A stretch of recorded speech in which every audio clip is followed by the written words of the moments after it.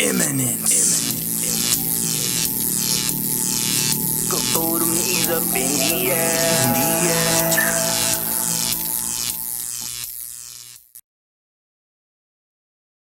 9, 8, 7. We have a go for main engine start. 4, 3, 2, 1, and liftoff.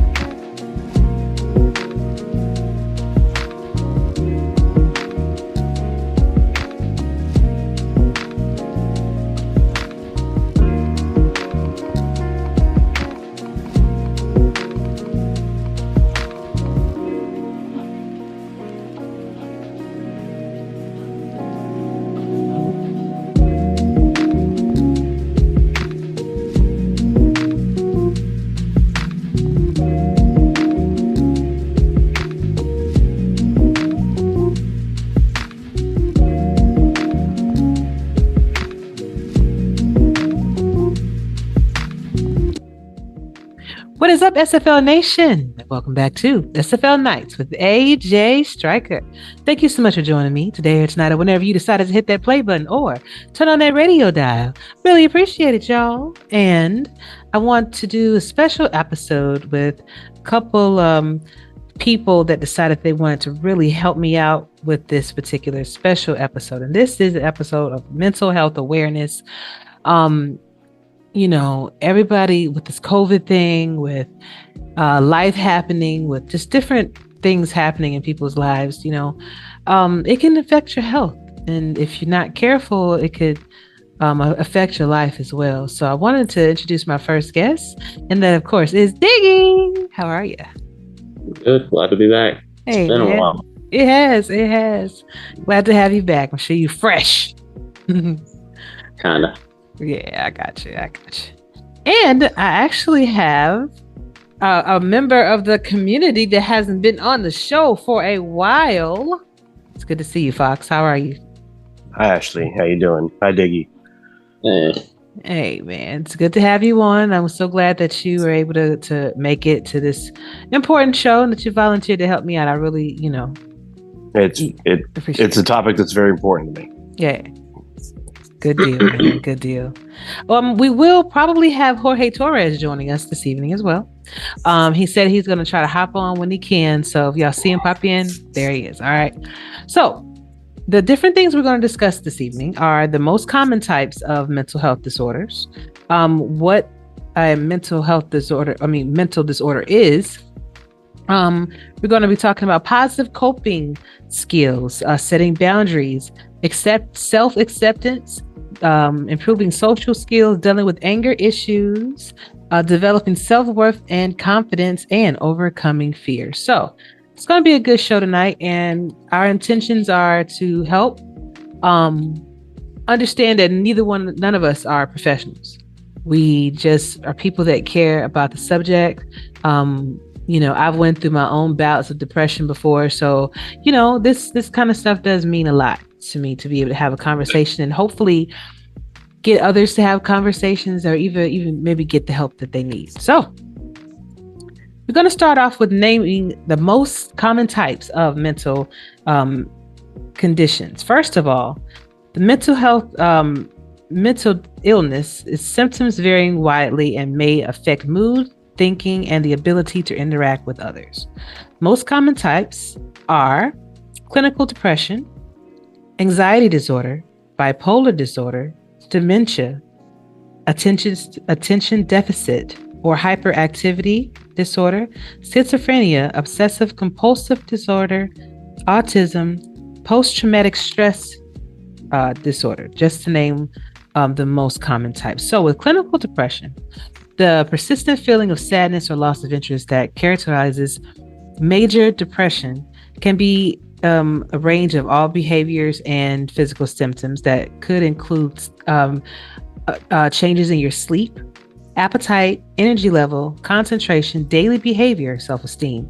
Depression can also be associated with thoughts of suicide. So, gentlemen, did you want to speak directly to any one of the most common types, or maybe that we're talking about this evening?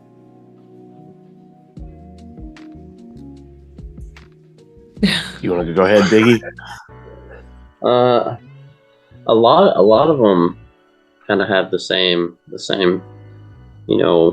kind of base symptoms, and the fact of, the depression part, the PTSD example, can roll into a lot of things. The loss of appetite stuff, the depression, back and forth. I mean, there's a lot more to it. And the main thing I wanted to hit tonight was not to talk about all of them in depth and kind of have it feel like a classroom setting. That's not what we're doing. We're just bringing some attention to it. And but the main thing is the stigma to it.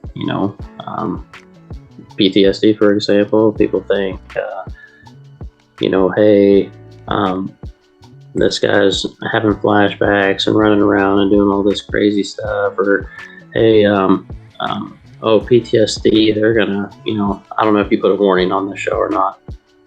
Yeah, I probably will. Yeah, okay, but hey, PTSD, this guy's gonna go beat and kill his whole family, and I mean, there's just stigmas to it, to all this stuff. Schizophrenia stuff. You think, schizophrenia, somebody's going to cut somebody's throat in their sleep or something. I mean, there's bad stigmas to every one of them, and it makes people afraid to say something or talk about it, or to even acknowledge that they have an issue. So, and it makes people not want to tell anybody about it, because once you do tell somebody about it, a lot of times, whether it's meant to be or not, it's used against you later. So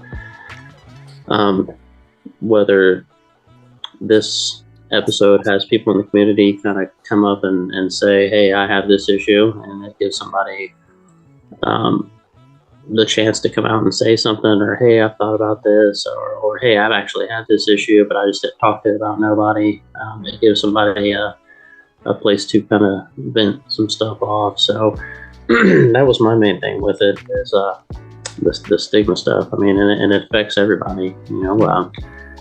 Stay-at-home moms, dads working, kids in school, professional athletes. I know I talked to you about Brandon Marshall. Got the borderline personality disorder, and he's a main big person for funding and stuff. And it took him a while, and everybody thought that he just had some big attitude problem and he was a butthole and all this other stuff. And somebody said, hey, wait a minute, he got checked out and figured out that's what he had. And some of these, like PTSD and bipolar disorder, some of them run so close together symptom-wise that they can't kind of really distinguish, and other things kind of play a factor.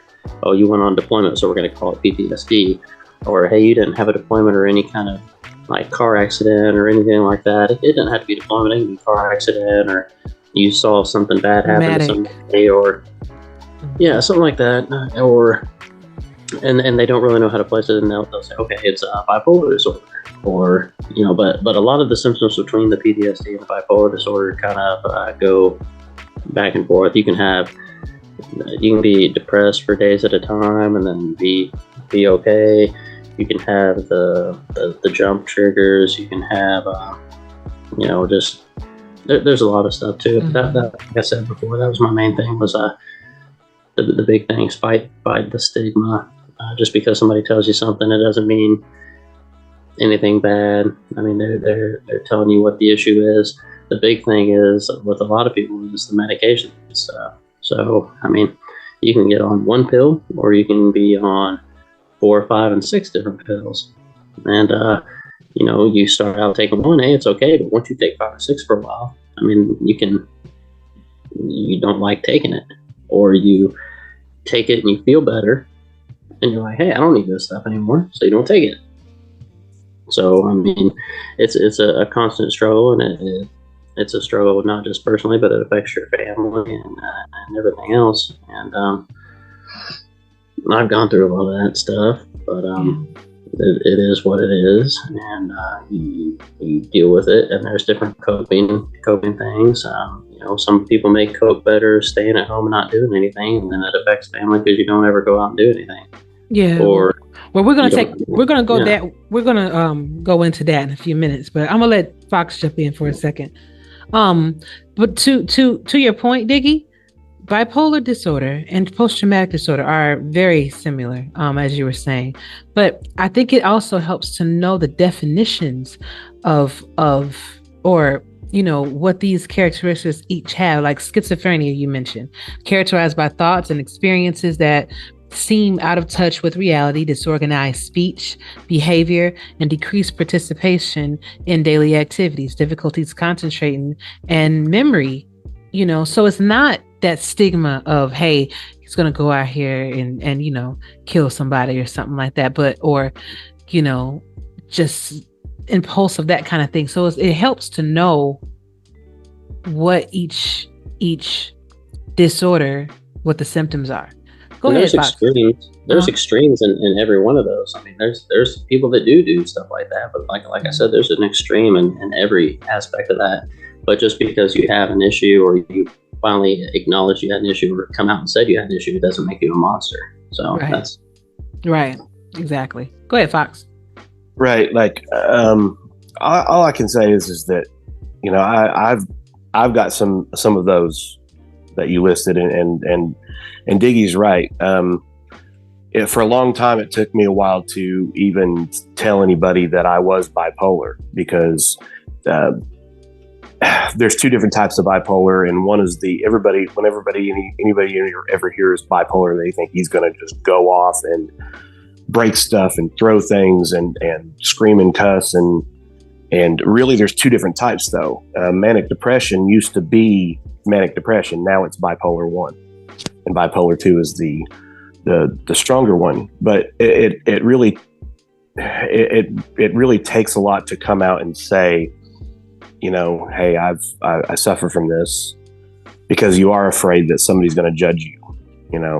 Some people don't care if they judge you, but some people, they really do.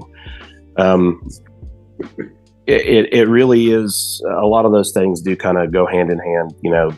ADHD, a lot of people don't think that that's a mental disorder, but it is. It really affects concentration, and PTSD can come from a lot of different things, whether it's a personal experience that you had to fighting in a war, but a lot of that stuff leads back to depression, and not a lot of people really understand, I don't think, how much depression can snowball very quickly. With my bipolar, when it hits that cycle of depression, you don't want to do anything.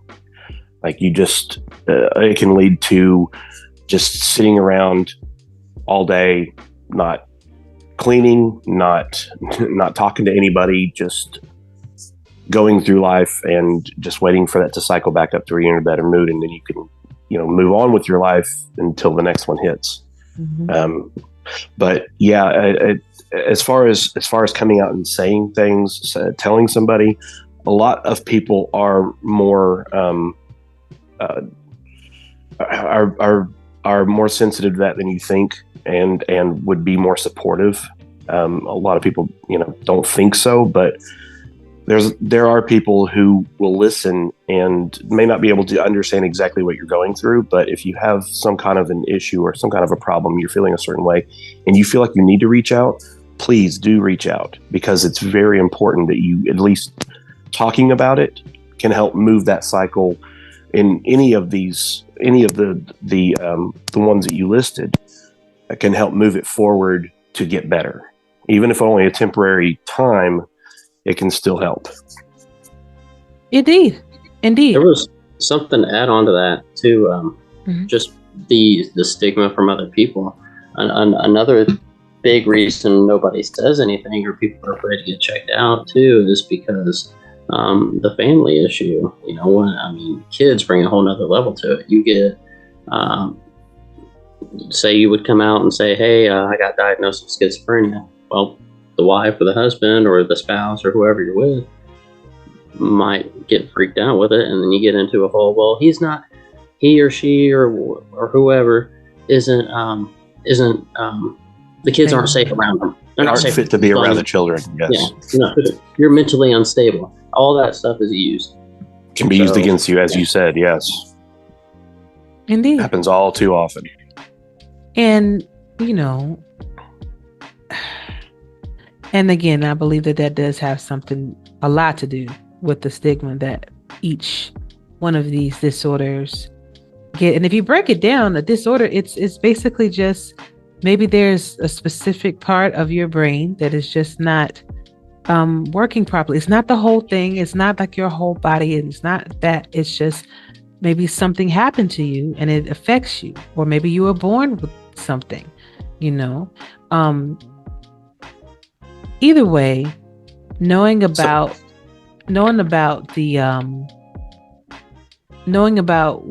even recognizes the symptoms in yourself. And when you are diagnosed, know that it's not the end of the world, that, in some cases, or I would think, I'm not quite sure, but I would think in most cases, some of this you can cope with this, hence the positive coping skills. What are some ways you can cope with having these illnesses? And actually, here's Jorge Torres. But hey, Ashley, what do you think about, before we get into your coping stuff, we talk about the discovery. Like, how did you figure out, like, what was the process of you finding out that was your issue, Fox? Like, what made you finally go to the doctor? What made you finally figure out that's what it was? I knew that I always had kind of an anger problem growing up. When it would hit sometimes, never really at school or anything, but it would kind of surface sometimes, and people, my parents always tell me, well, you got a temper. Bad, I never destroyed anything, but I would get frustrated easily, and that's just what it was for me. Like, being younger, it was frustration and it was looked at as anger. The thing that really your microphone's messing up, Fox. Mine is crap. Is it better now? Is it better? Can you hear me? It sounds crackly. Yeah, I will have to change headphones. Say hi to Jorge while I switch headphones back. Yeah, no worries. Jorge, good to see you, man. Not bad, son. Hey, glad you can take some time out to hang out with us and talk about these important issues. Now, while Fox is getting situated, we were just speaking about the most common types of mental health disorders that are there, and from clinical depression, anxiety disorder, bipolar disorder, dementia. Is there any one in particular that you know about that you may want to speak on as of right now? Yeah, sure. I mean, I've dealt with like anxiety in the past. Not nothing too major or anything, but I know everyone deals with that kind of stuff the same. Not the same, sorry, different, but it can be really tough. It can be some of those things that you want to plan your day around. Just per se, if it becomes like a day-to-day issue, just stuff that you lack motivation or I'd say just like resolve to do anything. I'd say it's just you got so much going on, and it's like you're only thinking precisely about the future and nothing else. You can't really be in the present moment. So I would say that's one of the issues that I've struggled with in the past. Gotcha. Now, and Fox was actually in the middle of explaining how he found out that he actually had bipolar disorder. So, Fox, if you want to start over. Can you hear me better now? Yes. Okay. So my ex-wife and I had gotten into an argument that involved my son when he was really young, and she gave me a choice of going to getting help because she was convinced there was something going on, or that was it for us. And it kind of mirrored what happened with my parents when I was younger. My mom gave my father an ultimatum, and he said, "No, I'm gonna get help. I'm gonna figure out what's going on." And then a few weeks later, they had another argument, and she asked him when he was going to make an appointment, and he just laughed at her and said, "You think that was actually serious about that?" So they got divorced. I didn't want to be that guy. I want to be around my son, and I wanted to be still with my wife at the time. So I left home for a little while and stayed at a friend's, got an appointment with a psychologist, went to a lot of appointments with him, and he diagnosed me with bipolar, and got referred to a psychiatrist, got put on medication. Things got better. So it's and something else that Diggy had said earlier as well. You do get to that point sometimes where you feel like, oh, I feel better. I'm cured. I don't need to take my medication. That you should always take your medication, because I notice a very big difference when I've had to be off my medication for one reason or another, whether it was changing doctors or moving or not having insurance. There is a big difference in that. So if you're prescribed something, you may not want to take it, and it might even make you feel like a little bit more depressed, just because you're like, I can't function as a normal human being without taking pills. But that's not your fault. It's just it's a chemical imbalance in your brain. So take your medication, no matter what your affliction is. Please take your medication. It can even save your life. Gotcha. Diggy, how did you find out that you had post-traumatic stress? Well, I always thought it was, the guy digging foxholes in his front yard or running around screaming Charlie's coming and stuff. I always thought that was the thing, like flashbacks and stuff. And I had like Fox, the anger issues, but I didn't really focus too much on that. It was what made me go to the doctor was my memory. Like, my short-term memory was crap. It was, I could get up out of bed and go use the bathroom, come back, I couldn't find the remote, and then I'm pissed off because I can't find the remote, or I can't find my keys, can't find my wallet. I'd do something and then turn around and forget I left the stove on, it was just, or I would go to say something and I would forget what I was going to say before I would say it. So I was like, I got a short-term memory issue. So I went and got tested. And the VA was like, well, we don't see a short-term memory issue. We're seeing more of like an anxiety issue. So you need to go get tested. Then you had to go do the psych stuff, fill out this like 100 bubble questionnaire thing, see another psych person, and then go talk to this person. And then it was, that's when they said all that. And the more, I talked to him about it, talked to some of the other guys, there was not liking the loud noises, jumping and stuff. I used to, think I heard something and clear my own house, or I got back home in 2009, so I would still like have stuff today, like if I was on, I don't like, she drives us around most of the places, but I don't like being too close to the car in front of us. I don't like feeling like I'm stuck somewhere. I really don't like to go out too much. If I'm out like an hour and a half or so, and then I'm ready to come back home. I feel better at home.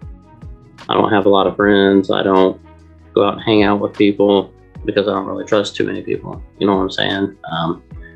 And on top of that, like I'll tell you a story. I had to drive the kids back to their mom, and usually she drives us. And I was on my way back home, and I still check underneath bridges and overpasses and stuff, but there was a black thing under the overpass on the side of the road. It ended up being a trash bag, but when I saw it, what I saw was it looked like somebody in the prone point rifle, and my first thought was, fuck, I'm gone. Like, I'm dead. And then you get the chest, like pressure in your chest and all that stuff's going. And then even for a while, when you realize that's what it was, it's still, or if I would jump, it would kick the anger stuff in, because I would feel like an idiot because I jumped, or they may not have even noticed I jumped. But to me, it was like, man, I jumped bigger than shit, and I just embarrassed myself in front of everybody. And even if I knew it was coming, it would still do that. So it's you have to kind of deal with that. Know what your stuff is. Is it better to stay at home rather than go out and get angry and ruin the whole trip for the family? Or, because my issue, like Fox is, my issue is the medication stuff. It took a while to find something that worked. They tried some stuff and it felt like a zombie. Like, they could have told me my house was burning down and I'd have been like, whatever. I didn't like it. And they figured out some stuff, some pills that worked and stuff, and some mood stabilizers and antidepressant pills. And I was on 3 or 4 different medications, but it's still, hey, take 2 of this one of this one. And it was just too much. Like, I have a problem taking the pills. Like, it meant, like, if I see the pill bottle or hear it, makes me it makes me want to throw up. So my issue is taking them. And it's already cost me 1 marriage. It's worked on a second one. She's got to the point before where she's like, hey, if you don't start doing this, or we're leaving. And I mean, there's other alternatives to medication that people go to that aren't quite legal in some states, and it's helped people. I think certain things should be legal in every state. I know the VA's looked into medical marijuana for PTSD. I don't know how that study ended up finishing out, but I know that's one thing they've looked into. So there's other things, but the main thing is, like, a lot of these guys turn to alcohol, a lot of the guys, and it doesn't work out. I've lost 3 friends that I deployed with to suicide with that, and it sucks, and it's something that could have been prevented, but at the same time, it's harder for the military guys to come out and say something, because if you go to sick call or you complain, then you're a piece of crap because you went to the doc, or you missed training, so you got to make that up, or you're weaker than everybody else. So a lot of people just bite the bullet and keep going.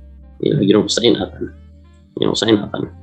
And it's not that you're not weak because you asked for help. You're not weak because you asked for help. That's all I'm gonna say on that. Gotcha. Jorge, with your bout with anxiety, how did you know that you had sort of an issue with that? The first time probably was when I was super young. I was like 14, 15 maybe, and I kind of thought that, like, I was getting, like, it was actually something physical. Like, it wasn't like an anxiety attack or like that. At least at the time, I had no idea that that's what it was.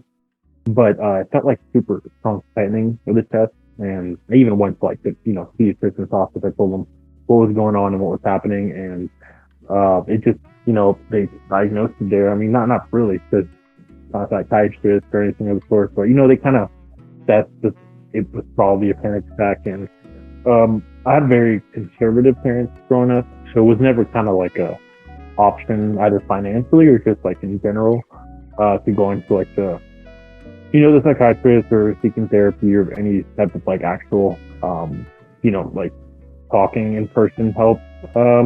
Especially like Dave was saying, the stigma around like medications and everything is just so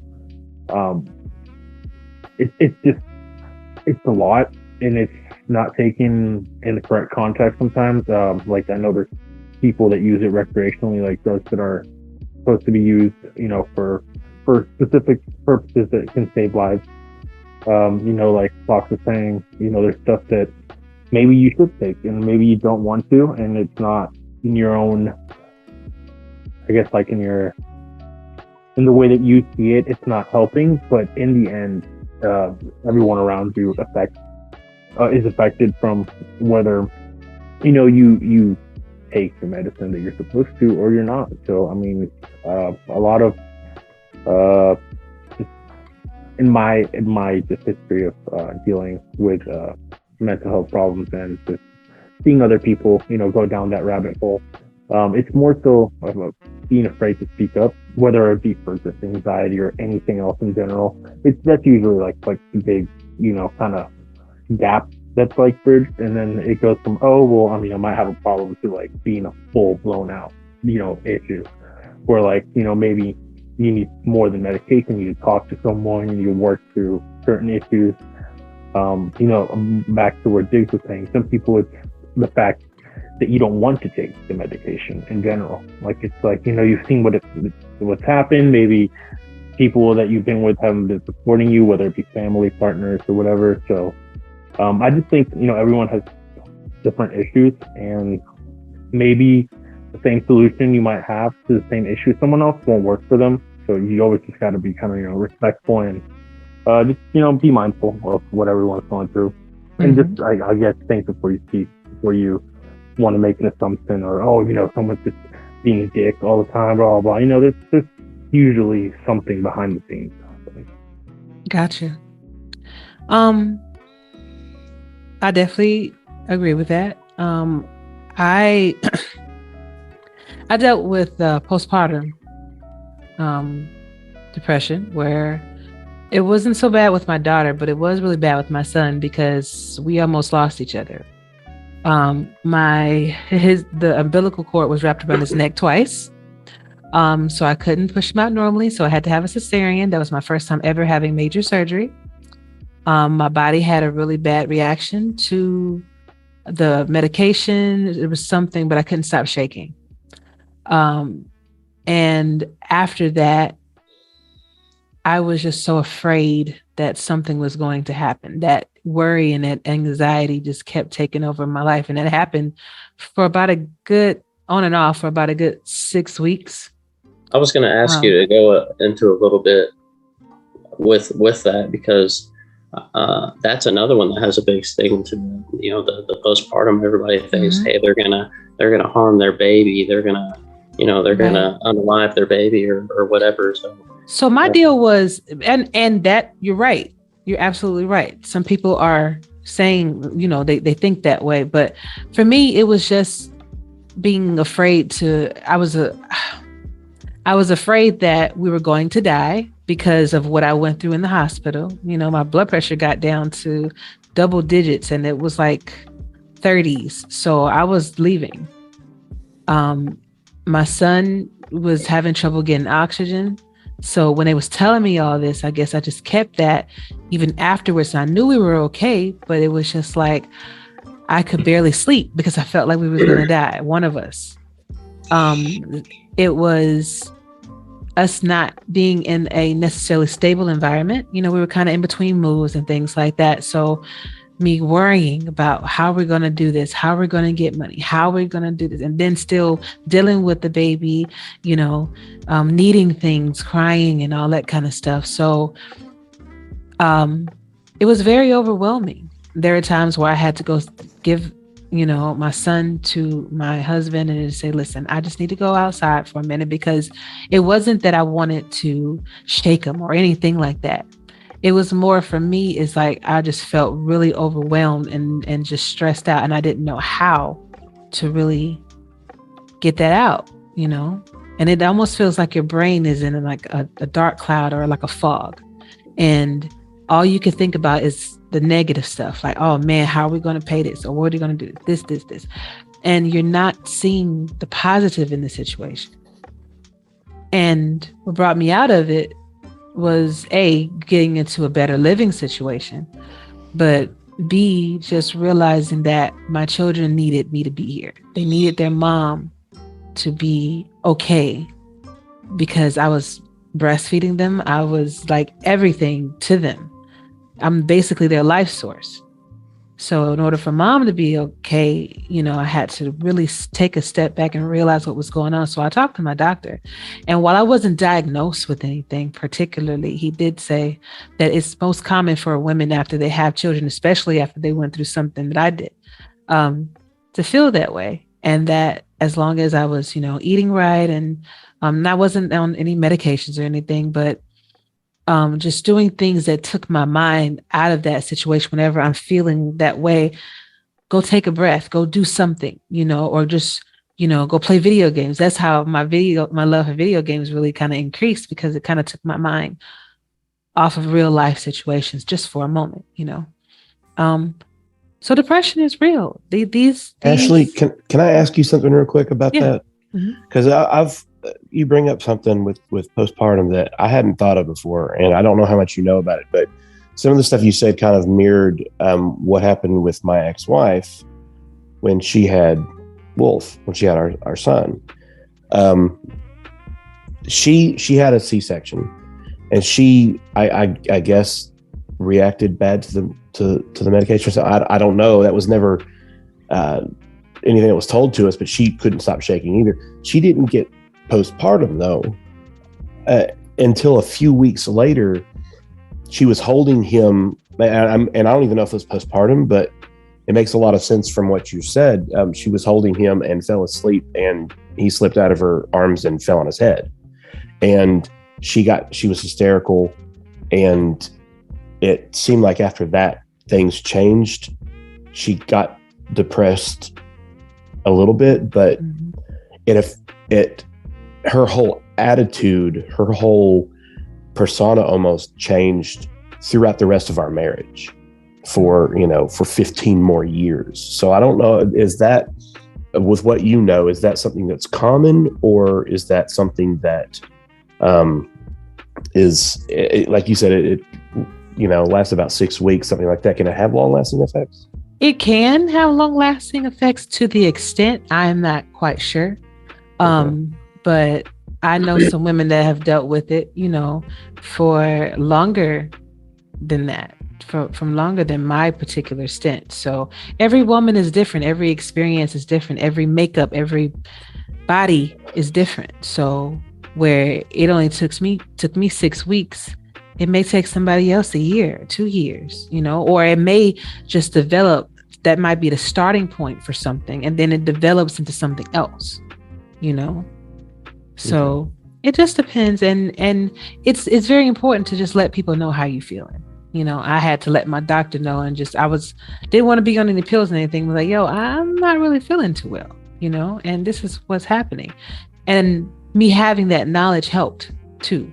So, I know, okay, I just need to just go handle this a certain way, and then everything you'll be back at that homeostasis level, that calm, that the calm level that your body is supposed to be in. It's not a fight or flight or freeze method, Well, what sucks with a lot of these things is it's that it seems like they're all stuff that you really don't want to talk to other people about. Yeah. But the thing is that you're not going to get help unless you can talk to other people, and unless you can be honest about it, even though you don't want to. But that's one of the ways of being able to heal that people don't necessarily think about, is that, you try to help yourself and you can get so far, but you're probably going to backslide, whether you want to or not. And then talking to a professional and being honest with them is the only way that you're going to be able to come out of to move forward in life and with your issues. Indeed. Some positive coping skills, gentlemen, that you tend to, when you are in that mindset, or when you are going through something, what do you do? Like for me, it was yoga. It was taking deep breaths, and it was cleaning. Like whenever I felt stressed out, I would just clean like no tomorrow. Like my whole house would be spotless, but that helped me to kind of bring myself back to the present. So I'm wondering, what do you guys do? Like Fox, what do you guys do? Maybe besides, taking the medication? Is there anything that you do? Well, okay. I don't really feel like there's a ton that I can do other than medication. There's a little bit, like I'm bipolar and ADHD. And so my concentration is not the best. It's not as bad as some people's that I've seen, but it's not good. But where I hit a lot of my bipolar ups and downs is at work. And that really sucks because I work in a factory with a lot of other, men, I'm an emotional guy. Here in Middle Tennessee, there's not a lot of that. So, you can't really go and talk to somebody, but you don't want them to see your ups and downs of, you're happy. And then one little thing trip you up, and then you start going down that hill and you end up crying in the middle of work. And then you work yourself back up, and it's just a roller coaster. About the best thing that I've found that I can do, honestly, is just to kind of be off by myself and honestly just get it out. Like if I see myself starting to get depressed and I feel it, I'm getting depressed, you know what? I gotta take a bathroom break. Go off to the bathroom, walk into a stall and just sit there and just bawl my eyes out, get it all out, kind of cleanse, and then it starts getting towards that road to recovery to where you're feeling better. That and just immersing yourself in your work, staying busy, kind of helps keep your mind off of all those other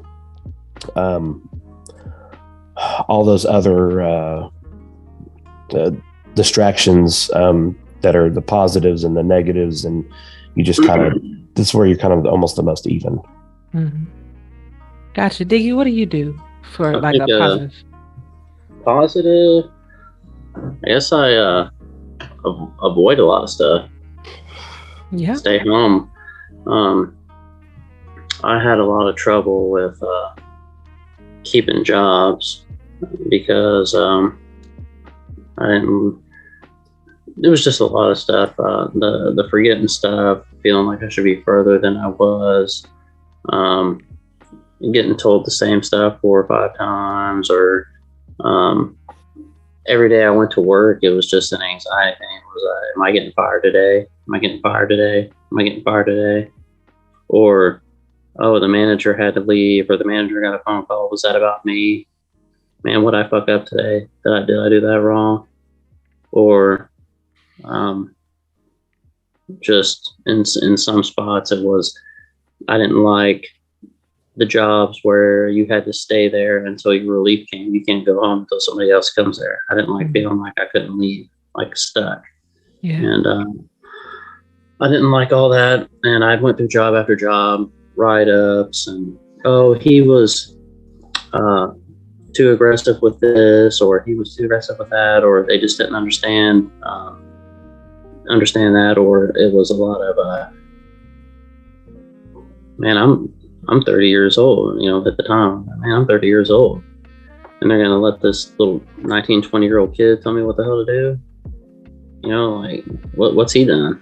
What's he done? I've done more in my lifetime than he'll probably do in his whole lifetime. And they're going to give him this position over me? It was just little stuff like that, or not taking the BS and actually being one to say something back instead of kind of biting your tongue on some stuff, or the lack of respect on stuff. But so I had a lot of trouble with that stuff, and so I don't work now, and it's helped out some because I was taking a lot of that anxiety and triggers outside of home and bringing it home and it continuing on.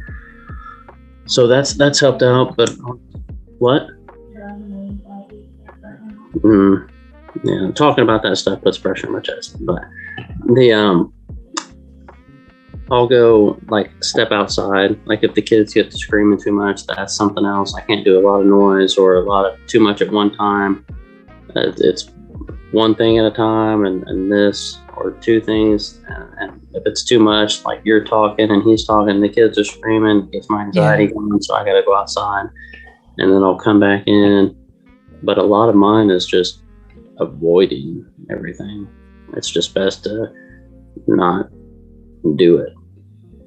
Because I've had, there was one time we were at like the crowd stuff. I didn't like the crowd stuff at the store, so I try to go. If I go to the store, it's like at nighttime when there's less people, or during the week when I know it's not a weekend in this tourist area. Or we had one, I was changing the kids over in the car, and I had to leave the car in the aisle. There wasn't a place to park, and I was switching the kids out of the car seat, and I left my door open. And this guy, big, like tall guy, walked by, and he was like, "Man, he just parked his car in the middle of the street here, you know, and I just hop in and take off with it." And I went over there, and I was like, "I wish the fuck you would hop in. Get over here." "Man, I didn't mean," I said, "I heard what you said." You know, it's not. I didn't care how big you were, or how tall you were, or how muscular you were, or if I was like a string bean compared to you. I'm gonna get a lick at it. That's what it is. And his wife stepped up, and Dare over here, that'll like, "Get your dog, get your dog, get your dog." And Dare's like, "Please just leave. You're making everything worse. Just be quiet. Just go. Just go." And you struggle with other stuff, you know, like you said, the suicidal ideations or stuff like that. Not that a lot of people would do anything, but they're still there. Or what do they call them? Intrusive thoughts. That's another one people have. It's not that you would do anything, but you feel bad for that kind of being there. And the biggest thing is to get away from it. Just go out and sit in the car. Like, I'd sit in the car and wait for them to finish doing what they're doing. But then at the same time, it's, why is it taking so long? We should already be done. I'm ready to get out of here. I want to go home. So it's just best for me to stay here in my little house jail, if you want to call it that, or safety dome. Not worry about anything. And it's been a burden kind of on the family. And luckily I had some employers that knew and understood and fought in my favor on stuff. Because, you know, with the VA, yeah, you can get a pension, but when you look at it, everybody's like, "Man, if I could get from 60% to 100%, I could make this much money." And if you really look at it, you're not making that much money. You're not. I could make more money getting 60% and having a full-time job. But I was willing to take that pay cut and have that for my mental well-being and for the benefit of the family, to benefit my household. So I took a pay cut. I'm not making money staying home. I'm losing money. I could be making a lot more money, but to me, it's not worth it. I understand. I definitely understand. Jorge, what are some positive coping skills that you've learned in dealing with in your anxiety?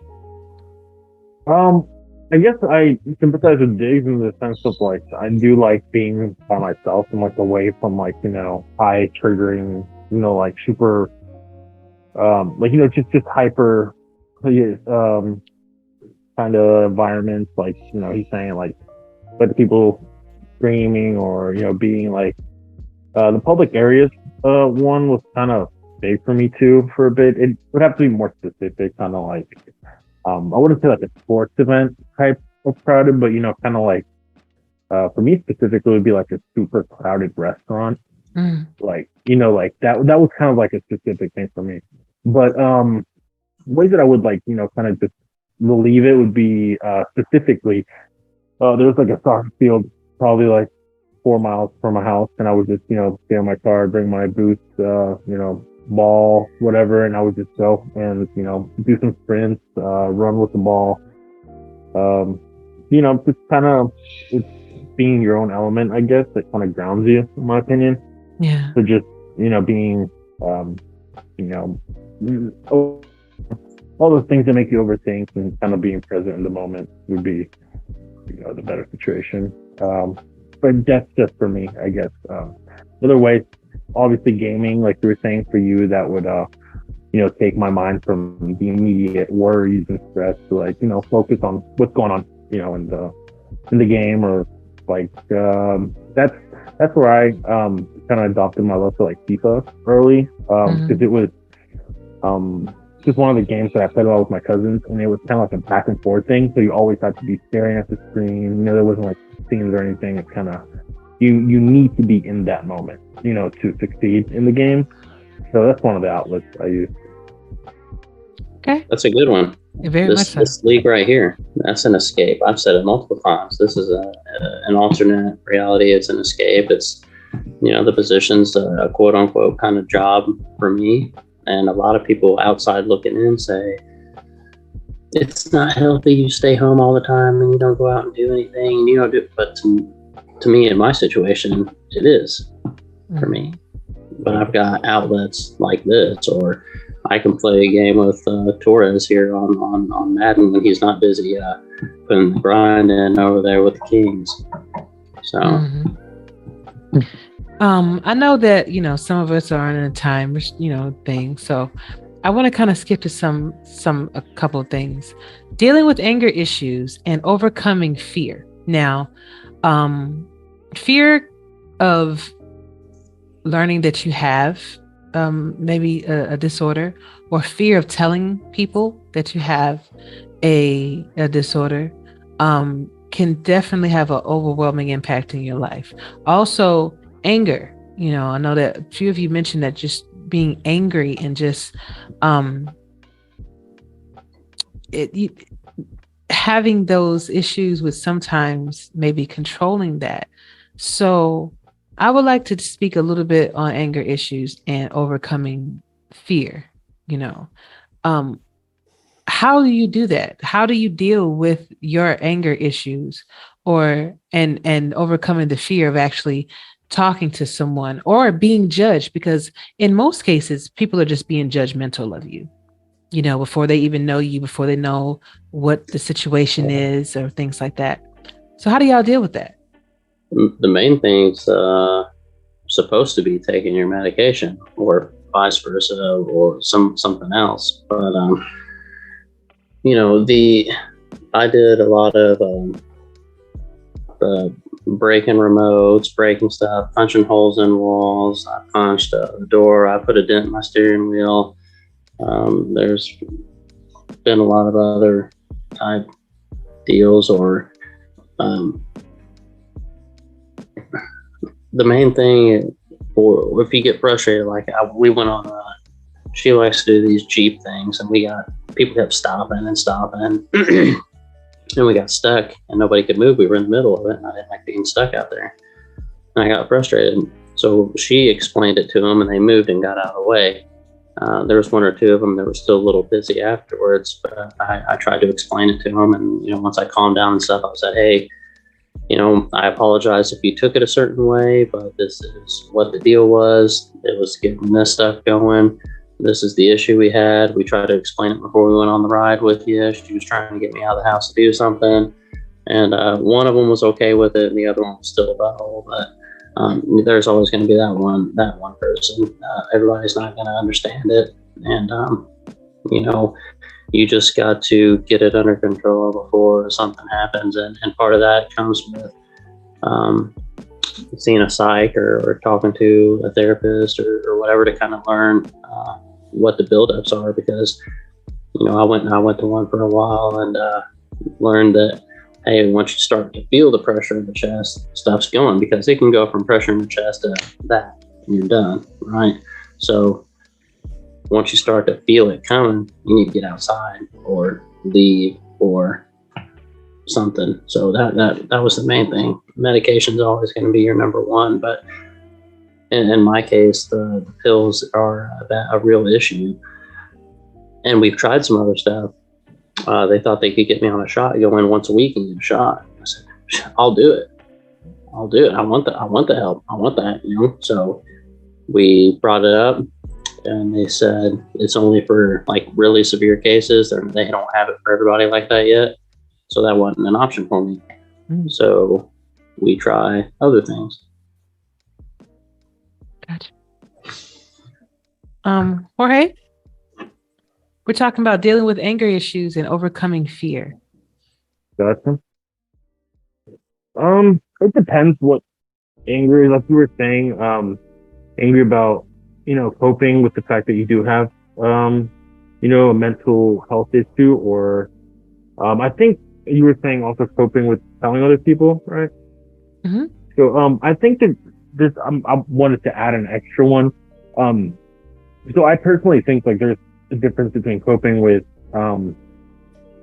maybe someone telling you that you have a mental health issue, and then you coping with yourself, admitting to yourself, not only just admitting, but kind of assessing the situation, finding ways, like we were saying, healthy outlets to deal with that other than, you turn to anger, and it's more of a way. It's not, for me, I don't see it as anger. It's more like desperation, I guess. It's kind of frustration, just pent up and built up, and then, kind of like a pressure cooker. You're dealing with so much, and it's just like, okay, well, how do I fix this? And is this actually happening? Go ahead, Diggs, in the middle, right there. Yes. Top right. Thank you. I get that. I've experienced that with him because he'll quit his Madden games and he'll quit the other games when I'm kicking him around. So, Vice versa, though. Listen, I use them as an example too, man. Really frustrating, and we've done 1/4 games, and I've been like, man, I'm shutting shit off. I ain't doing that. And he's like, I'm not even mad at him. Like we'll argue for like a second, but I'm just like, you know what? I feel that, dude. If it's just like you got all this stuff going on, it's like if something's not going your way, just shut the game off. Because that's another thing, it could help you out, but like if it doesn't go your way, then like I would just, I would go to the other alternative, soccer field, clear my head. But, walks in the park, Yeah. exercising. I got I think last time we did the mental health podcast, I was telling you I was gonna get a dog. So I got and he's about to turn 2 years old. So that's another thing that's been like, kind of, aside from the baby, I'd say, but like it's kind of like my little, he's my boy, my friend. So like I do take him out on walks and, go and kind of just hang with him. It's someone that like you were saying, if you might be scared to tell people about your issues because you don't know how they will react to you. But for me, having, my dog, it's like, I'm not going to go and like unload my issues to my dog, but I'm saying, it's an unconditional love. So that's definitely one of the best, support systems you can have. Not only, a therapist or a doctor or a psychiatrist, but, having that person in your life giving you that unconditional love and supporting you. Through whatever you're going through. That's probably the most important thing to really value. Gotcha. And Fox? Well, as far as the anger part, Fox just smacks them all around. I just do what? What? You smack them all around. Oh yeah, well, I guess I kind of tend to let my anger come out online sometimes.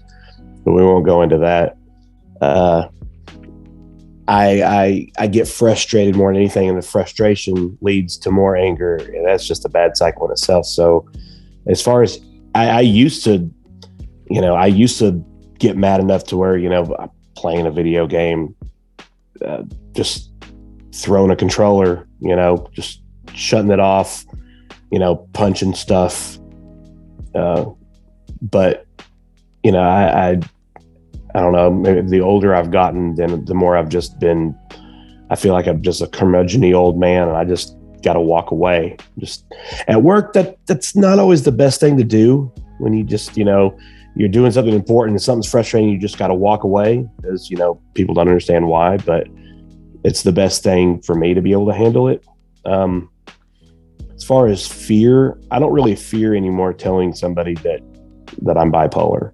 I know I used to, but now if anybody wants to judge me, well, they can kind of kiss my ass because it's nothing I can control. I just can't. I can't.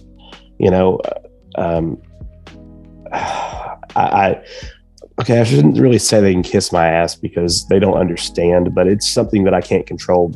So their opinion doesn't really bother me that much.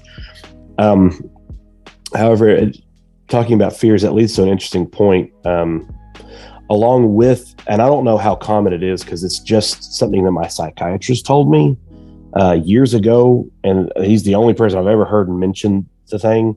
He said, and I don't know if it's an actual thing or if it's just something that he kind of coined, but I was telling him about these fears that I had, and he said that it went kind of went hand in hand sometimes with bipolar, and he called it Armageddon syndrome. And my part of my, I guess, cycle used to be, and still every now and then is imagining. I guess the first time it happened was that I can remember. I was I had to work, and my ex-wife she knew I had to work, but then she went ahead and planned a family trip to Florida, and was like, "Oh, I'll just take my parents." Okay, and our son, which kind of gave me anxiety, not being around him, not being there to protect him. And I went through, just on their trip down there, I went through so many cycles of being okay and then being like afraid and crying and stuff, because I guess it's I can imagine it just hits me and I can't do anything about it. Where I pictured him in the ocean, face down, drowned. And I could feel exactly how I would feel if that had happened. And I was going through all the emotions in real time, like he was dead, and I couldn't do anything about it. And it leads to even worse problems mentally. And medication did help that. But kind of telling myself, okay, you're overreacting. But still, even if I don't hear from, like, he's driving now, and it scares the crap out of me. So he understands this, though. So I don't even have to ask him. When he gets to school or when he gets home or when he gets to work, he messages me, lets me know, hey, I got here safe. But when I don't hear from him, if he forgets, those thoughts start playing in my head, like he got in a wreck, like he's lying dead somewhere. You know, my girlfriend has seizures, and every now and then I don't hear from her, and so it scares me that something has happened to her. And the longer I don't hear from either one of them or anybody that I really care about them, the more afraid that I am, the more these scenarios play out in my head. And it's just, it really sucks. It doesn't happen very often, but it's the only way I guess I cope with the fear of that is just trying to realize you're overreacting, that, yeah, sometimes that kind of stuff happens to people, but it's not going to happen to you. And I hate thinking that way, because eventually one day it might happen to me. And then just my psyche itself, I'm going to know, or I'm going to think that it's my fault because I could have done something. It can all roll, like you said. It's best just to get out of it and do the stuff outside, because it can all roll into, it can steamroll and keep going, and it gets further into the deeper depression, and then it just gets worse and worse and worse and worse and worse. And then, like, I've had 5 days, 6 days where I just get in a funk and didn't eat or nothing or whatever. It's happened. Sometimes it's a 2-day stretch or a 3 days. You know, there's different things with it, but like you said, I had somebody kind of word it differently than you did, and they were trying to explain it. They said some people with these issues, communication is more. They don't like change. If you say something like, hey, you're going to be here at this time, you need to be there at this time, you need to treat that family member with those issues like an Alzheimer's patient, right? Just tell them, do what you say you're going to do. Or if you're going to be a little late, say, hey, I'm running 15 minutes late. Or because if something comes up, they worry, and then they get in their own head and they get all this stuff going. So communication with people is key on a lot of that stuff too. And you know, it's a big thing. So my main thing, because I might have to get off here, was don't be afraid to ask anybody for help. It's not a sign of weakness. You know, it's strength that you realize that you had something that you need to reach out on. And thank you for having me on here. And you know, don't be afraid to reach out to anybody. There's plenty of people here, and nobody's going to judge nobody for nothing. And if anybody commented on the show here when this airs, if you're scared to reach out or say anything at all, or you've been hiding, your own issue, reach out to somebody that has the same issue as you. Those people understand what it is, and they're not going to air your business. So you're all good. It was good talking to you, Fox. Jorge. Good to see you, Diggy. I'll be wiping full with you later. Yeah. Make sure your kid's sleeping so he don't see it. I don't want to embarrass you. I wish I had popcorn right now. I'm gonna hold you to it, man. I'm gonna hold you to it, man. Y'all should Actually, stream for it. the record, now before I say anything, I dropped 100 on Diggy, man. I'm done with this. You can't even say that. I dropped No, 100. You know why? You know why? Because I got pissed off and I started making my running back hike the ball, run the other way for a touchdown. And he said, "Man, just let me get one more. Let me get that 100 on. I said, "Okay." I said, "Run." Actually, we should get a charity. And he was pulling. He was pulling the. Yeah, we should air him. It should be a show. But he said, "What did he say? Man, if you ain't even gonna really play, I don't even want to play anymore. I'm saying, man. Listen. I mean, I play to win. That's it. And everything in life, I play to win. But we could definitely do like a stream or something. I'll be done, dude. I'm done, 100%. I can't do it. My internet sucks. But thank you again, and I'll see you when the season starts.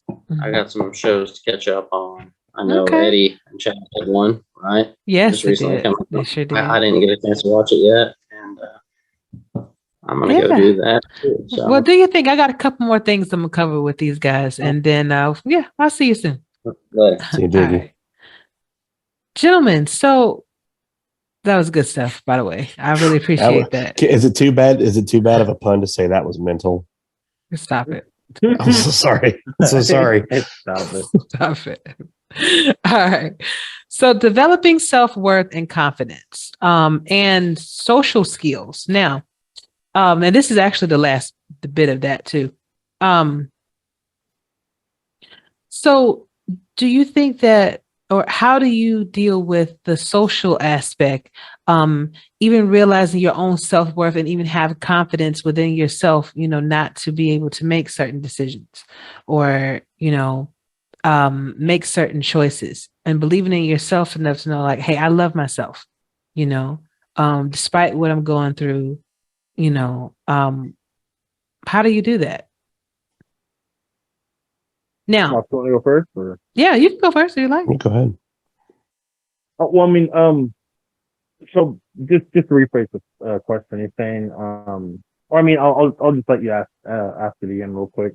No, it's fine. Actually, I do one better. So, how does one develop the self-worth and self-confidence, and even social skills to be able to cope with having these issues and still being able to function in society? So, for instance, I'll kind of give you guys some examples from Judy Zellner. Now, keep in mind, I do have some talking points here, and I can also list the sources if need be. But stop comparing yourself to others. Stop belittling yourself. Use positive affirmations to build your self-esteem. Surround yourself with positive and supportive people. Dwell on your positive qualities. Give back and pay attention to self-care. Having empathy for others, showing positivity, respecting boundaries, and having patience, collaborating and cooperating. All of those are things that you can do to improve the social skills that one may be, that may be affected by that. So I was curious to know if you all had anything to add to that. So I would actually, and I would give it to anyone, going through kind of like a stump or a rough patch, or like you feel like everything is not getting better, and you're kind of stuck in this little loophole, kind of Groundhog Day type deal. I did a lot of positive repetition in my that. I mean, like for example, like doing something every day that yields a positive result. That's like super positive for just your self-love, your self-esteem, self-confidence. Like going to the gym, setting a goal, and whether it be, being able to run 30 minutes more in 2 weeks from what you could now, or being able to lift a certain weight. I think that positive or positive Affirmation. reassurance. Reassurance. Affirmation and reassurance of just you realizing that you can accomplish something that you set your mind to repeatedly, not just one goal, but different goals. Like it could be anything. That was just an example for me. It was making the soccer team in college. It was a certain goal, and at the end of that goal, there has to be, at least in my opinion, trials and tribulations that lead to it. So it would be whether it's, for example, I got hurt and I couldn't play for a bit, but rather than just, lay there and, hope I get better and just follow standard protocol, I would look at ways that maybe I could get better faster, exercises that I could do that don't target the muscles that I'm hurt, just still move forward in a sense, even while you believe that you're being held back. Maybe that could help some folks out. Indeed. Fox? I'm still working on the self-confidence part. I wish I could kind of weigh in on that. I haven't had self-confidence since probably 5th grade. There have been flashes here and there. Like my junior year in high school, I finished second in a relay. Oh, not a relay race. It was a race that I was supposed to finish last in. I finished second. I was really good in badminton when I was younger, so that I had confidence in that. But I've never been like one of these egotistical people who, likes to go off and claim, like even in the SFL, going off and claiming, oh yeah, we're going to beat you. We're going to beat you bad. It's because I know that just my luck, the opposite will happen. And I can't take the criticism as well, or like the words to come back to haunt me. So I because of my confidence issue, I just don't even I don't do anything about that. As far as social, I really don't have a lot of friends. And that stems from an incident that happened years ago that I'll probably go into when we close out the show. But I don't keep a lot of people close. I feel like I've only got 2 people that I'm really close to, and that's, my son and my girlfriend. And that's about it. So I don't know exactly how much I can help on that aspect of it, because it's still a real struggle for me to be social with a lot of people unless I'm in Discord and I'm just typing. It's even kind of difficult to be on your shows, just because it's I don't know, maybe some part of me has this expect to perform, expect to do a good job. I have to be perfect. And I know that's not going to happen. So then I just shy away from it, Well, just to add something to what you're saying, Fox, I mean, just, you like you're saying, you just being on the show, I feel like was saying a lot to people after, this airs, it's like, you might think you don't have, or you just don't feel the self-confidence, but you being on here is consciously you're bringing yourself to be on here. You have a choice to not be on here. And it's not like, it's not like you're saying people, like telling people, oh, that's my confidence. It's just like people are going to see it and you just be like, oh, maybe I didn't know Fox was this reserved, or maybe, there was different idea that they had of you, but now after you explain everything and how you're feeling internally, and then people being like, oh wow, he's on the show, he's giving it his all, because that's, to some extent, that's confidence. I know a lot of people that personally I've wanted to work with and do podcasts with and whatnot, and I've heard countless times a lot of excuses like, I think my voice isn't good for it, or I just don't think that'd be camera friendly, or just stuff like that, man. Which you're like defying all those little shortcuts that people can take to not take that next step and be like, okay, well, maybe if I gave it a try, that kind of thing. So, I mean, it's pretty cool for you to just, hop on here and just, speak your mind to us. It's appreciated.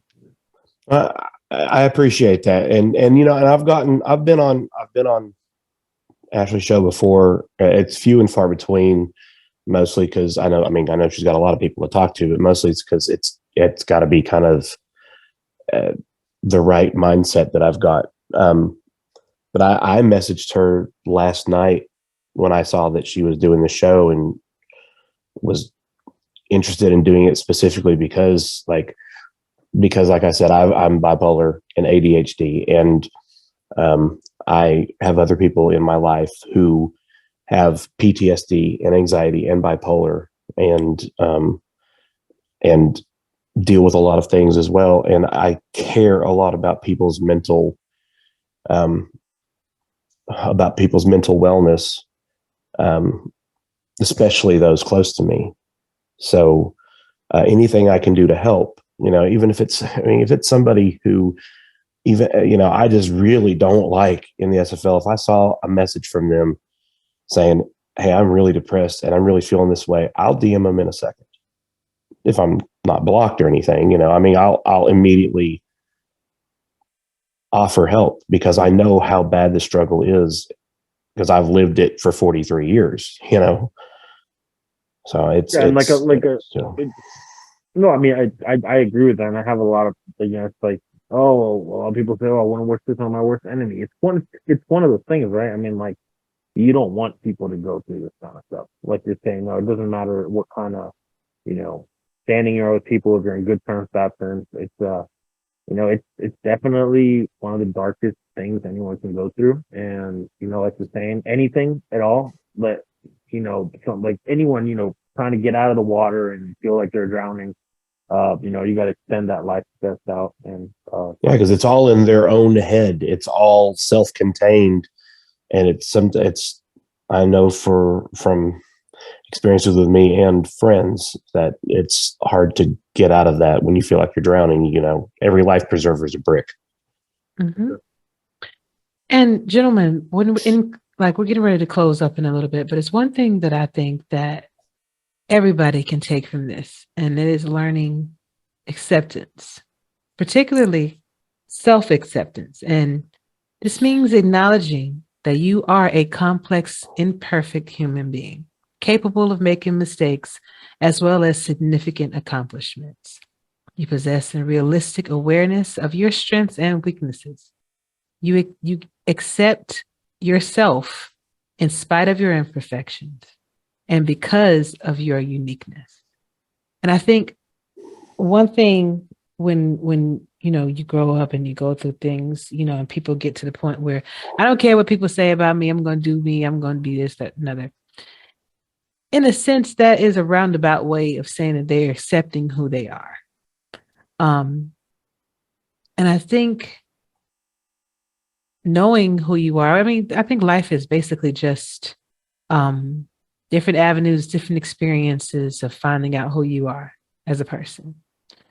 And when you're able to accept yourself and love yourself, then that is when you can start loving others and you can start accepting others. But it is a personal thing. It is you. It is us. It is me,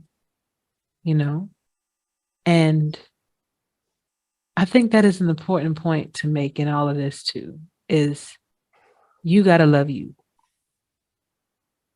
Yeah, because it goes back to no one's gonna fix what you feel, but in a sense yourself. I mean, like all these things, like medication and everything, it's kind of like a, it's a supplement. That's the way I would want. It's a supplement. Like, like a very far off example would be like steroids. If you want to get big or work out, or if you're bodybuilding or whatever, and you just take steroids and you just sit there and not do anything and not work on yourself and not put in the work, put in the hours, whatever it might be, whatever it is, and you have supplements for it. I mean, I wanted to bring it up earlier, but I didn't know if it was the right time. But yeah, I 100% agree. If you can't love yourself, you can't love everyone around you. If you can't appreciate and you can't respect yourself, you're not going to respect other people. That's just how it is. I mean, you, in a sense, it sounds selfish, but you come first because it's just you gotta be not on crutches per se, but I feel like you have to be well grounded if in case someone else that you have is going through some issues or something. You gotta kind of not have to, but it's easier, I guess, if you understand and you can explain that to them as well. It's about learning to understand yourself. I know it sounds simple, but it's super deep. There's layers, like I'm 25 and, your brain just stops developing like now. So, for a lot of people that are younger, they're like 16, 17, 18, 19, you got a way to go. You got like 6 more years, man. Like it's stuff like that. A lot of people aren't aware. That's why, the suicide rate in, young men and young women are all around the United States so high because it gets to a point where like you don't know if it's going to get better, and you don't know. It's not only you don't know, but you feel like it's not going to, because you're like, oh well, I mean, I've lost all motivation and everything, and that's part of not loving yourself. If you love yourself, then you'll want to climb out of that personally, not only for yourself but for other people around, because you'll know, well, to do it for myself, and then from doing it for myself, others around me will benefit, because no one likes seeing you down. That's around you and supports you and wants to bring you up. Deep. Facts. As far as self-acceptance, that's again something I'm still working on, but it's true. Everything that Jorge says is true. It's you at some point you got to wake up and realize, this is who I am. This is the hand I've been dealt. And you can sit there and blame things from your past. You can blame, how you used to be or what somebody else did. But at the end of the day, it's who you are. You can't go back and change the past. You just have to move forward with the hand you've been dealt. And you have to basically accept, this is who I am now. So who do I want to be going forward? Do you want to be a better person? I would assume everybody wants to be a better person. I know there's some people out there, it seems like they don't want to, but I think that most people want to be a better person, a better version of themselves. And you got to ask yourself, what do I need to do this? And accept that that's what you're going to do. If that's what you really want to do, go for it. There's plenty of avenues of help. If you feel like, you're faltering, grab someone's hand, to help you along the way to being the best version of yourself and be who you want to be, to accept that person as well. Mm-hmm. Indeed. And understanding, just caring, Being very understanding, being kind, being caring, which we all fail at times, but mm-hmm. Nobody's perfect. Exactly. And I think that's the key in all of this. If you can help, then try. If you don't want to help, then move out the way, but right. It's, I guess it would be like, being aware too. Like this yes. saying, if you're not going to do anything about it to make things better, then why are you just, still sitting? If you don't want to help somebody's life get better, why do things that make it worse? Mm-hmm. It makes no sense. And that's where loving yourself come in my opinion, because it's just it's projection, It's just like, it's 100%. That's what it is. Like, it's if you're hating on someone, and this is like 99% of all haters. Like, just in my personal opinion, like if you go out and hate on someone for no reason, and this is kind of like just people that like, it's they'll post random stuff, Like, it's people like being insecure about whatever they feel, and they'll just go and be an asshole to whoever, just because it'll make them feel better for like the 5 seconds, the keyboard warrioring. But other than that, get out the way, like you're saying. Yeah.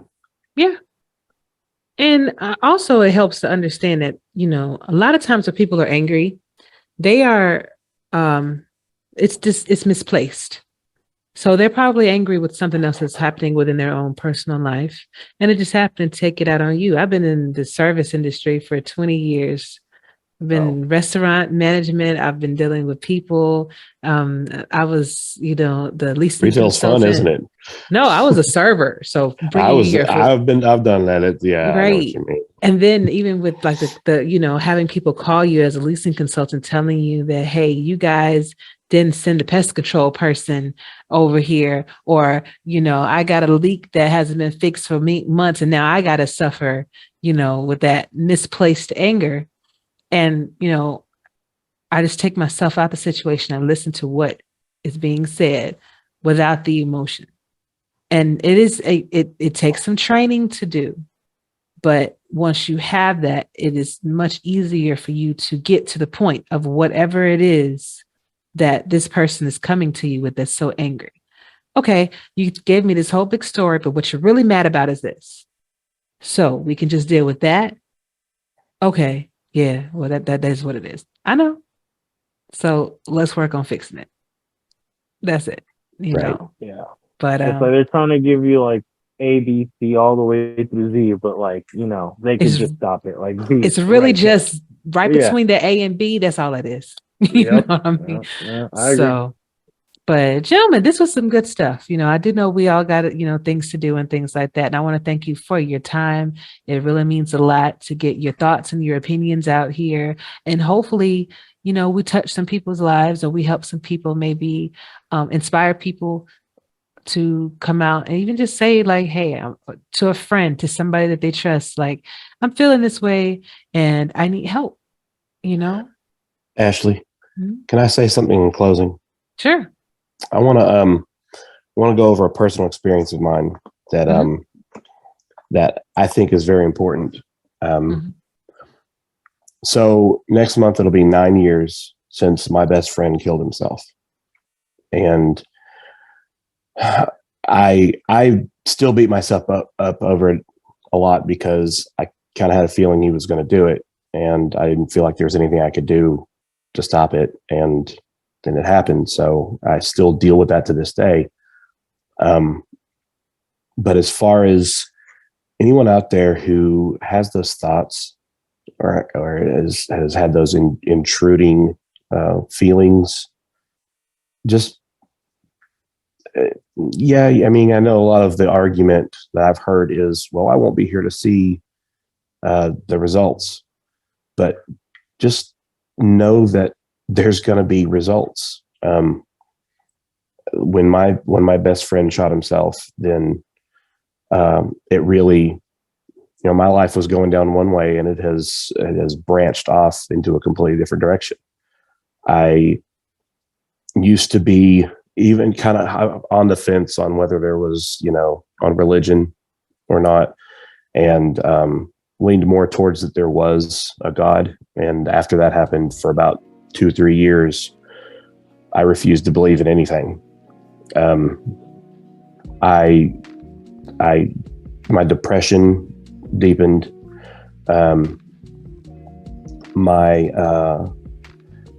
My relationship with other friends, I stepped back from them because I didn't want to feel the same way again. I didn't want to get close to anybody. I got into drugs. Actually, the girl that had broken up with him that kind of led to this, she got into drugs, and through her, I got into drugs, and it led to some really bad decision making on some points. But they were the way to ease the pain, cope, just kind of escape, and that did affect. It did affect my personal life, at home, at work, and stuff. Now I was able to recover from it, and my life has still gone on a totally separate direction that would not have happened, I don't think, if he hadn't have done that. Now I'm living, by myself, divorced twice, and but I'm living alone for the first time ever. I've got a great job. My son's going to be moving in with me. I have the most amazing girlfriend, and I wouldn't have any of that if I feel like if that's going to happen now. Like I said, I recovered from it, but so many people don't. His mother, his 2 children, his other friends, like my family, he was basically like a brother to me and my family, you know, so a lot of people don't recover from it. So just remember that if there's any kind of anything you don't think you can overcome, whether it's something having to do with a loved one, whether it's a parent or a spouse or a child, you know, there are people there. Just talk to them, reach out. And at the end of the day, just remember that, you know, you're a survivor, and to remain being a survivor. And the best way to survive is to, it sounds like the easiest thing in the world to just say, well, just move past it, move past the problem. But you just have to make up your mind to do it. It makes it sound like it's so much easier than it is. It's really not that easy, but there are ways and people to help. So please, if you're having any of those thoughts, anyone out there, please just think about that, of how it's a chain reaction that will affect everyone you know for the rest of their lives. And reach out to somebody and talk to them. It's important. You're important. More important than you probably ever think you are. Thank you for that, Fox. Really appreciate it. Yeah, thanks for sharing that, man. Yeah. And did you want to say anything before we end this, Jorge? No, just to second what Fox said, you know, I mean, that's the big deal. That's why we do the show, you know, that's basically it's just awareness. We want people to be comfortable and understand and normalize that they have these feelings, whatever they may be. Even if you're not sure what it is yet, you know, if you're not diagnosed, if you just feel negative thoughts emotionally and you feel like you're being overwhelmed, talk to someone. Mm-hmm. That's about it. I'll leave it like that. Okay.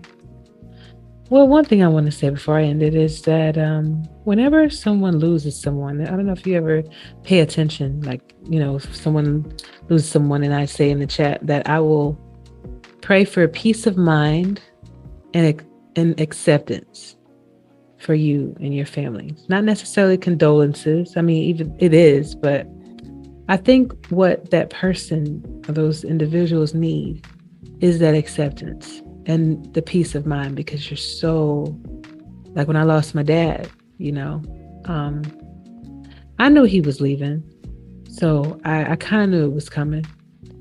But the one thing I prayed for that helped me through it, because I loved him. I mean, I look just like him, you know, but